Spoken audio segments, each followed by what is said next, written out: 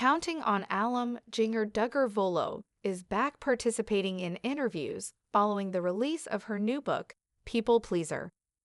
Jinger has been open regarding exposing the harmful teachings of the IBLP. However, Jinger surprised many with the new detail she shared, where she thought her husband would leave her if she didn't comply. Keep reading to see her statements. Counting on Jinger Duggar back in NYC for book's release. Jinger recently took to Instagram to share her touchdown in NYC to release her book, People Pleaser. This was the second time Jinger landed in NYC to launch a memoir. In January 2023, the Counting on alum released her first book, Becoming Free Indeed, which features her disentanglement from the questionable teachings of the IBLP. Jinger's new title, People Pleaser, will showcase how she was able to break free from living up to the expectations of others. It will also tell parts of her childhood to early adulthood, where she struggled to identify herself. Jinger taught husband will leave if she didn't comply. Jinger Duggar recently had an interview where she shared another questionable teaching of the IBLP. According to the Counting on alum, her previous church would tell women to obey their husbands at any cost, or they would leave them. She continued, "I will just say a lot of it started when I was in the teachings of Bill Gothard, because there was so much that was drilled into you through what he said about trying to please your husband, and if you don't, he's going to leave you." Another reason they were told to was if they left the house dirty or didn't make dinner for their husband. She added, "Or you're not joyfully available to him at all times," before saying it was also focused on, do this, do this, do this, do this, otherwise you're not going to be enough for him. Counting on Jinger Duggar assures her stories are real. During the same interview, Jinger Duggar said that she wrote People Pleaser as accurately as possible, adding that the stories were very raw. The Counting on alum continued, "People can take them as they will. In my mind, I was like, okay, I want to be as open and vulnerable as I can be, because that is part of the need that we see."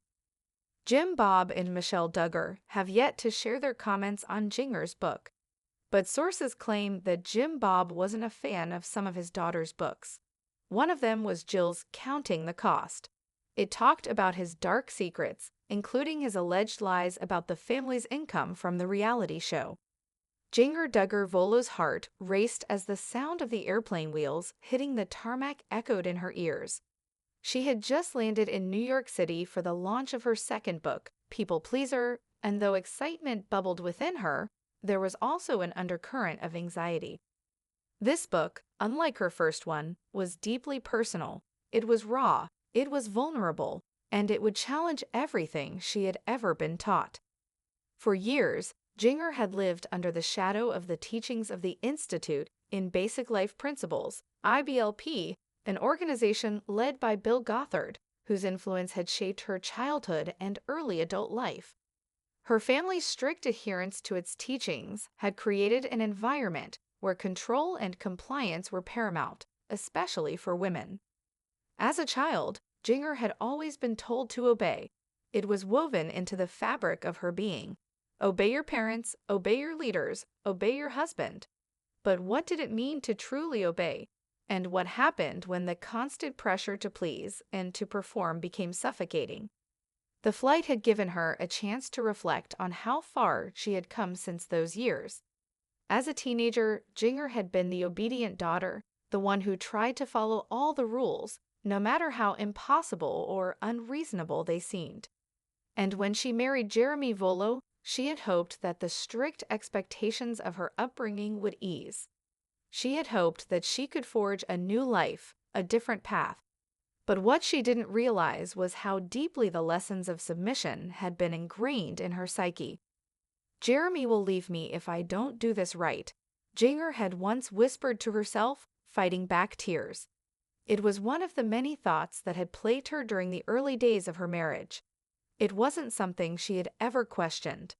After all, in her mind, her worth as a wife, as a woman, was tied to her ability to meet the expectations of those around her, especially her husband.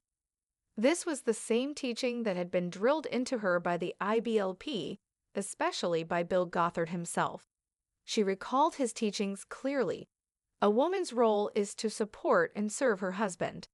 If she doesn't, if she fails to keep the house in perfect order or fails to be available to him at all times, she will fail as a wife, and if she fails, he might leave her.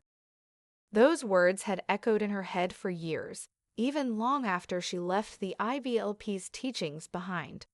She had tried to follow those rules, even after realizing that they were not only unrealistic, but also harmful. "I just thought I wasn't enough," Jinger said during an interview, her voice trembling slightly. "If I didn't keep the house spotless, make sure Jeremy's dinner was perfect, or always be cheerful and available, I felt like I was failing him. But what I didn't realize then was that I was also failing myself." The idea that her marriage could be jeopardized by something as trivial as not keeping the house in perfect order or failing to meet an arbitrary standard of availability haunted her. There were moments when she felt overwhelmed by the need to perform, to prove her worthiness in a way that was dictated by someone else's rules. Yet, as the years passed and as Jinger learned more about herself, she began to question these teachings. The release of her first book, Becoming Free Indeed, had marked a pivotal moment in her journey. She had begun to shed the layers of expectation placed on her by the IBLP and her family. But People Pleaser was different. In this book, Jinger didn't just tell the story of her spiritual awakening. She dug deeper into the painful reality of what it had been like to grow up under the constant pressure to please and to comply. She had lived with the fear that if she didn't meet the expectations set for her, she would lose the love and approval of the people she held most dear. Her words were raw and unfiltered as she described how the fear of rejection had affected her marriage. "I thought that if I didn't do everything perfectly, Jeremy would leave me," Jinger admitted. "The pressure to be a perfect wife was overwhelming. It was a fear that lingered in the back of my mind, even when I knew deep down that my husband didn't want me to be perfect. He wanted me to be me." It was through this realization that Jinger began to break free from the chains of people-pleasing. She had to confront the lie that her worth was dependent on her ability to meet someone else's standards. It wasn't easy. There were moments of doubt, moments when the old habits of trying to make everyone happy would surface.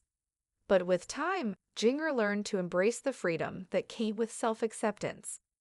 As she walked through the streets of New York City, preparing for the next interview about her book, Jinger felt a sense of empowerment. She had written People Pleaser not to shame her past, but to share her journey of healing. She wanted to help others who had been trapped by similar pressures, to show them that they were worthy of love and acceptance, just as they were. Jinger's book was not just about her experience within the IBLP. It was about breaking free from a toxic cycle of perfectionism and fear. She wanted women, especially those raised in strict religious environments, to know that they were more than their ability to please others. They were enough, just as they were. Her vulnerability in sharing these intimate details about her marriage, her fears, and her personal growth was not without its risks. Her family, particularly her parents, Jim Bob and Michelle Duggar, had yet to comment publicly on her book. It was no secret that they held different views, especially when it came to the IBLP's teachings. Jim Bob, in particular, had shown disapproval of the books written by his daughters that criticized their upbringing. But Jinger knew that her path to healing was not about pleasing anyone else. It was about being true to herself. She had spent too many years conforming to the expectations of others. Now, she was finally free to tell her story, to help others, and to live a life defined by her own choices. As she walked into the building for her next interview, Jinger couldn't help but smile. She was no longer the young girl afraid of losing her husband's love or approval. She was a woman who had learned to love herself first, and that, she knew, was the truest form of freedom. Her journey was far from over, but with each word she wrote, with each conversation she had, Jinger was reclaiming her power. and it felt like nothing short of liberation.